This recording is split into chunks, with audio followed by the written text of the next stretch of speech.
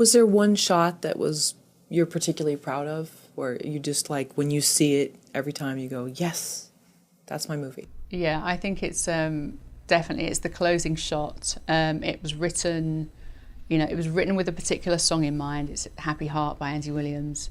And it's Poppy, and we have the camera going up and away and further away, and you see Poppy there, and there's this song playing. And I wasn't sure if I'd be able to get the rights to the song. And it was so important that I did, and I tried various ways to get it, and I wasn't able to clear the version by Andy Williams, but I have a couple of friends who are singers, Unsung Lily, who actually performed five tracks in the film.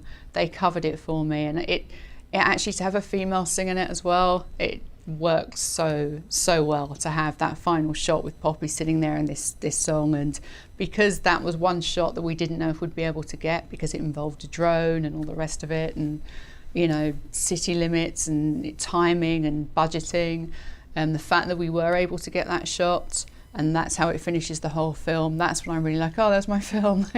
We made my film. That's when I think it's just something about the music and the cinematic. That's my favourite shot. I always say, yeah, I love the end to people. I love it when it ends, but that's the reason why. For your next project, when you look for people to hire, whether you work for the same with the same people or not, are you looking for people with similar skill set as yours, or people that have the opposite in some sense? You talked about you like to do things quickly, or you just want to get right in there. Is it better for you to have someone as a partner that would be more maybe slower, or do you want someone that's on the same page?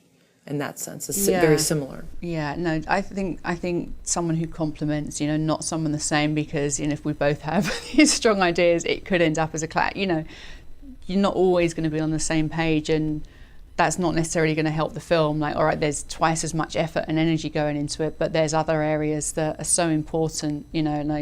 As a producer, I obviously know all the legal implications and operating agreements, and had to do all of that for this, but it's not something I necessarily enjoy.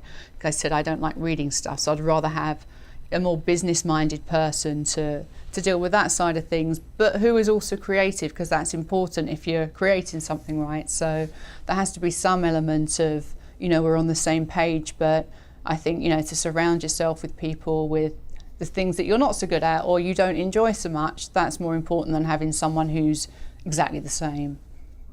Did you form your own corporation, or did you have a company or an attorney do it? No, we didn't have any. We didn't actually, I should be saying, have any attorney. Okay, then maybe we won't. No, it's fine, it's fine. I had a producer that I worked with, Jeff Allard, and he was an executive producer on the film. And he had a lot of experience with forming LLCs and operating agreements and that kind of thing. So we really worked together. I would go to him for that kind of advice. So he had so much experience in that. He has a lawyer he works with, but we didn't have we didn't have a production lawyer on the set the whole time. We didn't actually need one, which was great. So you filed all the paperwork yourself and did all that? Wow, that's quite a bit of paperwork. Do you remember when that box showed up with all the paperwork? It's still in my house, yeah. When you get the files back from the line producer, and then I got another folder back from someone else who was keeping track of all the legal stuff. Yeah, that's... I probably need to put that somewhere at some point. Some nighttime reading, yeah.